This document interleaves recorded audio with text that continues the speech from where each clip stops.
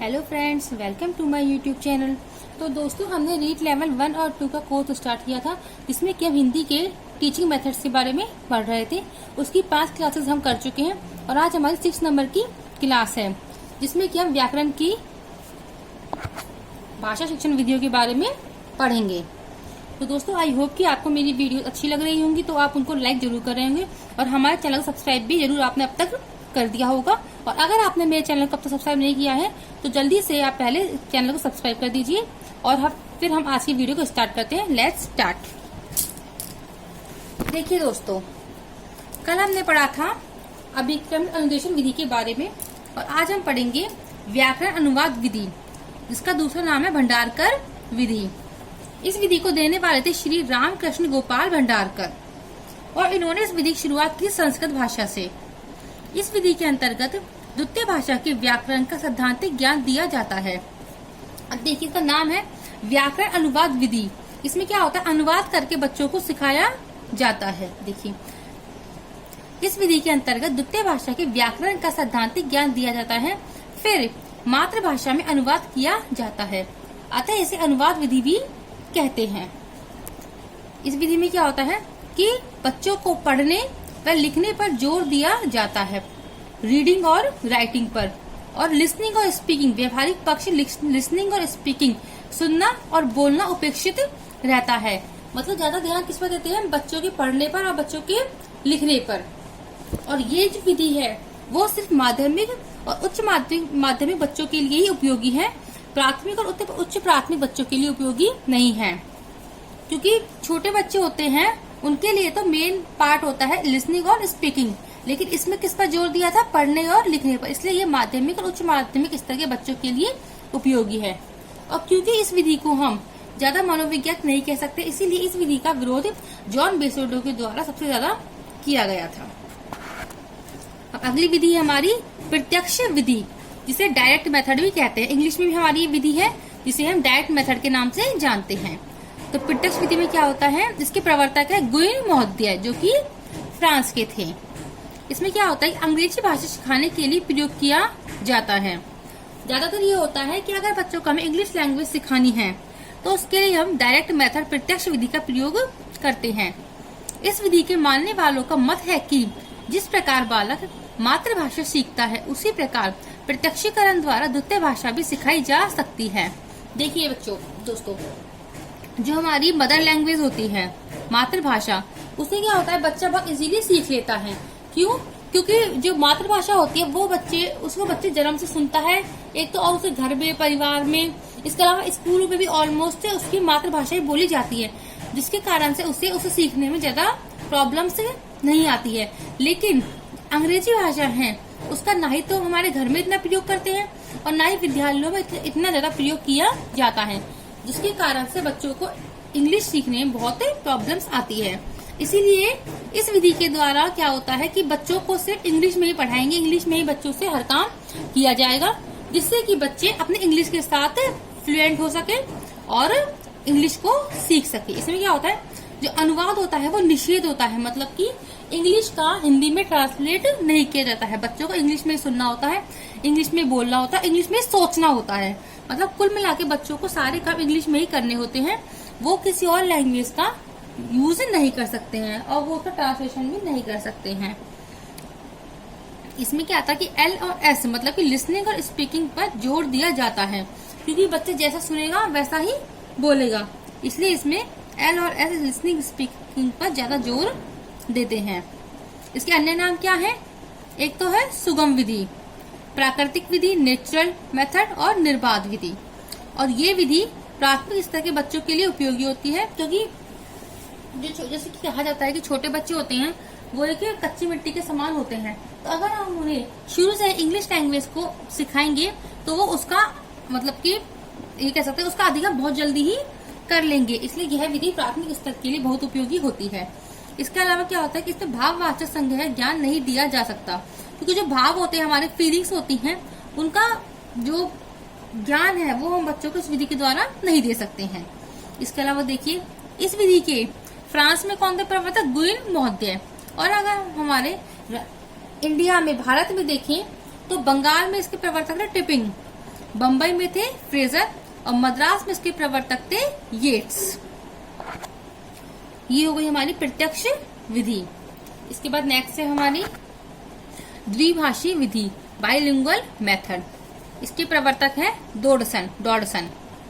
इस विधि के अंतर्गत द्वितीय भाषा का ज्ञान देते समय कहीं कहीं अनुवाद और कहीं कहीं प्रत्यक्षीकरण का सहारा लिया जाता है। जैसे कि जो हमने इससे पहले वाली विधि पढ़ी थी प्रत्यक्ष विधि, उसमें क्या था, अनुवाद का निषेध था।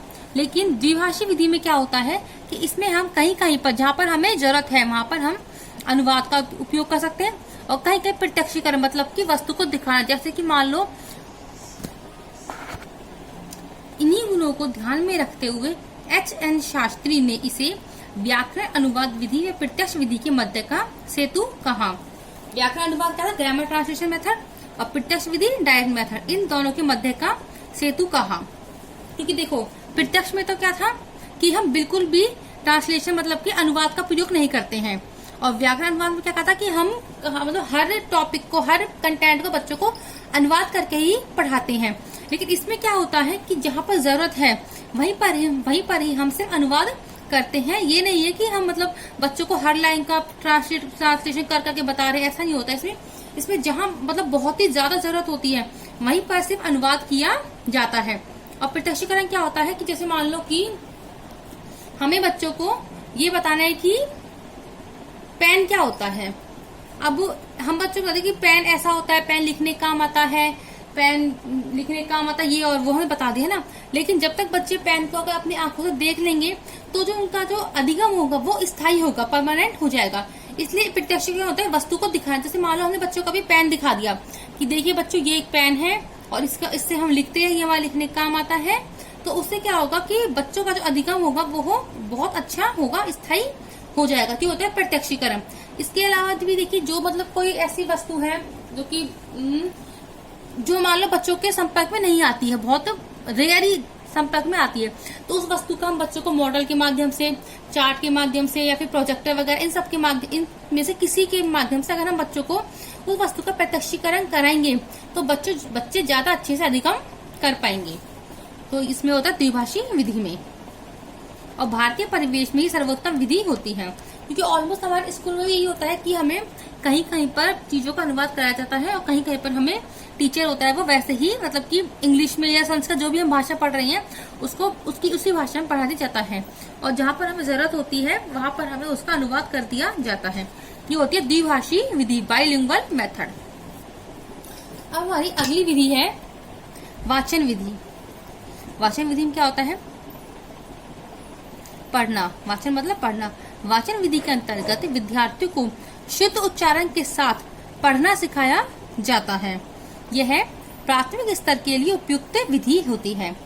वाचन के द्वारा हम अपने पूर्वजों द्वारा संचित ज्ञान से परिचित होते हैं। अब देखिए जो वाचन होते हैं दो प्रकार के होते हैं, सैसर वाचन और मौन वाचन। सैसर वाचन में क्या होता है कि जैसे मान लो अध्यापक ने कोई चैप्टर पढ़ा दिया, अब हम उस चैप्टर को कक्षा में बोलकर पढ़ते हैं, तो सैसर में तो क्या होता है उच्च आवाज में और बोलना, और मौन वाचन में मन ही मन में किसी भी मतलब विषय वस्तु को बोलना, वो होता है मौन वाचन। और सैसर में होता है कि हम उच्च आवाज में कोई विषय वस्तु को बोलते हैं। अब देखिए सैसर वाचन के भी दो प्रकार होते हैं, सामूहिक वाचन और व्यक्तिगत वाचन। सामूहिक वाचन में क्या होता है, जो पूरी क्लास है, एक कक्षा है, जो वो पूरी कक्षा एक साथ एक स्वर में चैप्टर को बोलती है, पाठ को बोलती है, वो होता है सैसर वाचन या सामूहिक वाचन या संवेद वाचन। और व्यक्ति वाचन में क्या होता है, कोई भी एक बच्चा खड़ा होता है और वो उस पाठ को बोलता है, वो होता है हमारा व्यक्तिगत वाचन। अब देखिए व्यक्तिगत वाचन दो प्रकार का होता है, आदर्श वाचन और अनुकरण वाचन। और जो मौन वाचन होता है वो भी दो प्रकार का होता है, गंभीर वाचन और द्रुत वाचन। गंभीर वाचन में क्या होता है कि जो बच्चा होता है वो विषय वस्तु को समझते हुए मतलब उसके हर भाव को प्रत्यक्ष रूप से समझते हुए फिर पढ़ता है, वो तो होता है गंभीर वाचन। और द्रुत वाचन में होता है सिर्फ बच्चा उस पाठ की विषय वस्तु की कंटेंट की रीडिंग मारता है, रीडिंग करता है, वो होता है हमारा द्रुत वाचन। मतलब गंभीर द्रुत वाचन में तो हम सिर्फ चैप्टर को पढ़ते हैं ना, उसमें हम ये लेते हैं कि उसमें कहाँ पर ग्रामर का प्रयोग हुआ है, कहाँ पर मतलब कोई संधि है, समास है, कोई प्रयोग, कोई मतलब हमें कोई मतलब नहीं होता है, हमें सिर्फ उस चैप्टर को पढ़ना होता है। और गंभीर वाचन में हम उसके हर भाव को समझने का प्रयास करते हैं। देखिए जैसे सहस्वर वाचन क्या होता है, उच्च स्वर में उचित आरोह, अवरोह, लय, ताल, ताल, बलाघात और विराम चिन्हों का प्रयोग करते हुए पढ़ना, ये होता है हमारा सहस्वर वाचन, जिसके दो प्रकार थे, सामूहिक वाचन और व्यक्तिक वाचन। सामूहिक में पूरी क्लास एक साथ पढ़ती है और व्यक्तिक में एक एक बच्चा पढ़ता है। अब मौन वाचन क्या होता है, बिना होठ हिलाए मन ही मन आरोह, अवरोह, लय, ताल, बलाघात, विराम चिन्हों का प्रयोग करते हुए पढ़ना, ये होती है हमारी मौन वाचन में। और जो मौन वाचन होता है वो व्यक्तिक होता है, सामूहिक नहीं होता है। मतलब ऐसे तो हम कह देते हैं पूरी क्लास मौन वाचन कर रही है, लेकिन वो फिर भी उसे हम व्यक्तिक ही कह सकते हैं। अब देखिए जो हमारा ये मौन वाचन होता है, ये हमारी 5वीं कक्षा से उपयुक्त होता है। ये 5वीं क्लास के बाद ही जो बच्चा होता है वो बलाघात, विराम चिन्ह, इन सबको को समझना सीखता है। अब देखिए वाचन शिक्षण की विधियां, 2 विधियां होती है, संश्लेषण और विश्लेषण। अब देखिए संश्लेषण में क्या होता है कि विषय वस्तु को जोड़ा जाता है, और विश्लेषण में क्या होता है, विषय वस्तु को तोड़ा जाता है। देखिए संश्लेषण विधि, इसमें पहली है अक्षर बोध विधि। अध्यापक सबसे पहले वर्णों का बोध कराता है। विद्यार्थी अक्षरों का बोध होने के पश्चात वर्णों को जोड़कर पढ़ना सीख लेते हैं। इसमें क्या होता है, जो टीचर होता है वो बच्चों को पहले एक ही अक्षर का ज्ञान कराता है। जैसे कि बच्चों को पहले क्या होता है, जब क्लास में हम जाते हैं छोटी क्लास में 1 to 5th में, तो पहले हम बच्चों को ए से ज्ञान तक सारे वर्णमाला को ज्ञान कराते हैं। उसके बाद ही हम बच्चों को शब्दों का ज्ञान कराते हैं, और शब्दों के बाद वाक्यों को, वाक्य के बाद पूरे पैराग्राफ लिखने का ज्ञान बच्चों को धीरे धीरे होता है। तो ये संश्लेषण हो गया। मतलब पहले हमने बच्चों को ए नाम सिखाए, उसके बाद हमने बच्चों को राम मतलब कल, नल, राम, श्याम, ये सब मतलब कि शब्द सिखाए। उसके बाद राम अलवर जाता है, मोहन जयपुर जाता है, ये सब मतलब ये वाक्य सिखाए। और उसके बाद फिर हम बच्चों को पैराग्राफ लिखना सिखाते हैं। तो ये हो गया हमारा संश्लेषण विधि। तो देखिए अक्षर बोध विधि क्या होता है, जैसे बच्चों को सिखा दिया हमने कै, मैं, ले, ये बच्चों को सीख गए। अब इसके बाद क्या होता है, अब बच्चे जब शब्दों अक्षरों को सीख चुके हैं, उसके बाद बच्चे इन अक्षरों को मिलाकर एक शब्द का निर्माण करना सीख जाते हैं। लेकिन ये क्या है, सबसे नीरस विधि मानी जाती है। नीरस क्यों? नीरस इसलिए मानी जाती है क्योंकि इसमें बच्चों में कोई मतलब ये सिर्फ एक, ये कह सकते हैं कि हम परंपरावादी विधि को मान सकते हैं इसमें, कि बच्चों को पहले ऐना राम सिखा दिए, सब बच्चों को ये शब्द बनाना सिखा दिया। तो ये क्या है, इसमें मतलब बच्चे एक बोरियत का महसूस करते हैं। इसमें कोई सृजनात्मकता, रुचि, मनोरंजन इस प्रकार का कोई इसमें नहीं होता है। सिर्फ बच्चे, अध्यापक ने पढ़ाया और बच्चे सीखते जाते हैं, इसलिए इसे नीरस विधि माना जाता है। अब दूसरी नंबर की विधि है ध्वनि साम्य विधि। इस विधि के अंतर्गत अध्यापक विद्यार्थियों के सामने ऐसे वर्णों को रखता है जिनके उच्चारण में समानता हो। विद्यार्थी वर्णों का संश्लेषण करते हुए वाचन करना सीख लेता है। जैसे कि बच्चों के सामने रख दिया हमने कल, नल, पल, जल, ये सब शब्द हमने बच्चों के सामने रख दिए, जो कि क्या है, मतलब कि जो जिनका उच्चारण क्या है, समान हो। और फिर विद्यार्थी शब्दों, वर्णों का संश्लेषण करते हुए वाचन करना सीख लेते हैं। ये तो हमारी संश्लेषण की। अब हमारी विश्लेषण की विधियां। इसकी विश्लेषण की विधियों में पहली हमारी कहानी विधि। इस विधि के अंतर्गत छात्र कहानी को विश्लेषित करते हुए वाचन करता है। वाक्य विधि में वाक्य का विश्लेषण करते हुए पढ़ना। वाक्य विश्लेषण की, मान लो हमने एक सेंटेंस लिखा, राम अलवर जाता है। अब बच्चा कैसे पढ़ेगा, पहले पढ़ेगा राम को, मतलब कि शब्द को राम, फिर अलवर को, फिर जाता और फिर है। और बच्चों को मतलब कि जो बच्चा होता है वाक्य को तोड़ तोड़ कर पढ़ेगा और फिर उन जो टूटे हैं वाक्य उन सबको जोड़कर पूरा वाक्य पढ़ता है, राम अलवर जाता है। ये होता है हमारा विश्लेषण करके वाक्य विधि।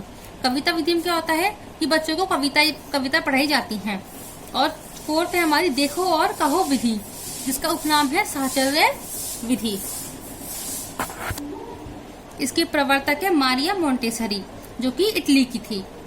देखिए इस विधि के अंतर्गत अध्यापक विद्यार्थियों के सामने चित्र, वस्तुएं व खिलौने रखता है जो बालक की ज्ञान परिधि के भीतर हो। मतलब कि बच्चों के साथ ऐसी वस्तु रखते हैं जो कि बच्चे उन वस्तुओं से पहले ही परिचित हो। मतलब कोई नई वस्तु नहीं रखते। जैसे कि ना, मान लो हमने फर्स्ट क्लास का बच्चा है, उसके सामने हमने प्रोजेक्टर रख दिया, तो बच्चे को प्रोजेक्टर के बारे में पता ही नहीं है, तो वो उसकी ज्ञान परिधि के अंदर नहीं है। हम उसके सामने रखेंगे, जैसे कि हमने उसके सामने रखा कि कोई चेयर रख दी, कोई पेन रख दिया, पेंसिल रख दी, कोई बुक रख दी, कलर्स रख दिए, ये सब क्या है, बच्चों की ज्ञान परिधि के भीतर आते हैं। तो हम ऐसी वस्तु बच्चों के सामने रखते हैं इसके साथ ही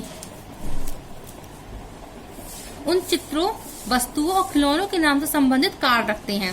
जैसे कि मान लो हमने बच्चों के सामने जो वस्तु रखी है उनसे संबंधित कार्ड भी है, मतलब उनके नाम से संबंधित कार्ड भी बच्चों के सामने रखेंगे। जैसे कि मान लो हमने बच्चों के सामने रखे टेबल रखी, टेबल रख दी और साथ में एक कार्ड पर टेबल लिख के रख देंगे। पेन रखा तो एक कार्ड पर पेन रख देंगे।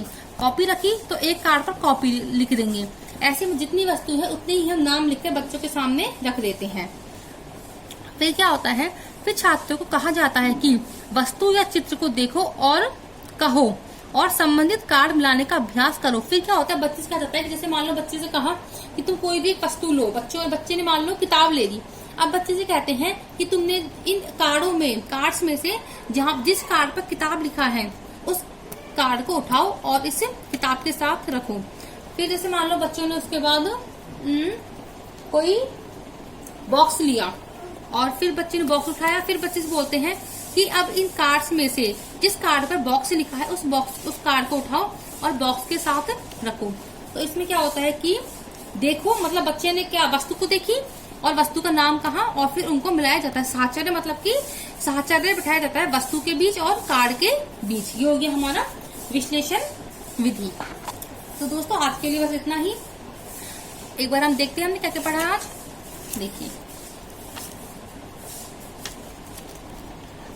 सबसे पहले पढ़ी हमने व्याकरण अनुवाद विधि, ग्रामर ट्रांसलेशन मेथड, जिसके प्रवर्तक है श्री रामकृष्ण गोपाल भंडारकर, और ये सब हमने पढ़ा इसमें। फिर पढ़ी हमने प्रत्यक्ष विधि, डायरेक्ट मेथड, जिसके प्रवर्तक है गुइन महोदय। इसका प्रयोग अंग्रेजी भाषा सिखाने के लिए इसका प्रयोग किया जाता है और इसमें एल और एस पर विशेष जोर दिया जाता है और ये प्राथमिक स्तर के बच्चों के लिए उपयोगी होती है। बंगाल में प्रवर्तक है टिपिंग, बम्बई में फ्रेजर और मद्रास में येट्स। फिर हमने पढ़ा उसके बाद द्विभाषी विधि, बाइलिंगुअल मेथड, इसके प्रवर्तक है डोडसन। इसमें क्या होता है कि बच्चों को कहीं कहीं पर अनुवाद करने की छूट होती है और कहीं कहीं पर प्रत्यक्षीकरण का सहारा भी लिया जाता है। इसके अलावा एच.एन. शास्त्री ने इसे व्याकरण अनुवाद विधि, ग्रामर ट्रांसलेशन मेथड और प्रत्यक्ष विधि के मध्य का सेतु कहा। फिर पढ़ा हमने वाचन विधि, जिसके की दो प्रकार थे, सैसर वाचन और मौन वाचन। सैसर वाचन के दो प्रकार थे, सामूहिक वाचन और व्यक्तिक वाचक, और व्यक्तिक के दो प्रकार आदर्श वाचन और अनुकरण वाचन, और मौन वाचन के दो प्रकार थे, गंभीर वाचन और द्रुत वाचन। फिर पढ़ी हमने वाचन शिक्षण की विधियां, दो प्रकार की थी, संश्लेषण और विश्लेषण। संश्लेषण में हमने दो विधि पढ़ी, अक्षरबोध विधि और ध्वनि साम्य विधि, और विश्लेषण में हमने पढ़ी कहानी विधि, वाक्य विधि, कविता विधि और देखो और कहो विधि, जिसका उपनाम है साहचर्य विधि, जिसकी प्रवर्तक है मैडम मारिया मोंटेसरी। तो दोस्तों आई होप कि आप लोगों को मेरी वीडियो पसंद आई होगी, और अगर आपको हमारी वीडियो पसंद आई है तो हमारी वीडियो को ज़्यादा से ज़्यादा लाइक कीजिए और इसे अपने दोस्तों के साथ शेयर कीजिए, और अगर आपको कोई भी डाउट है तो कमेंट सेक्शन में अपना डाउट जरूर लिखिए, और जाते जाते हमारे चैनल को सब्सक्राइब करना ना भूलें। धन्यवाद दोस्तों।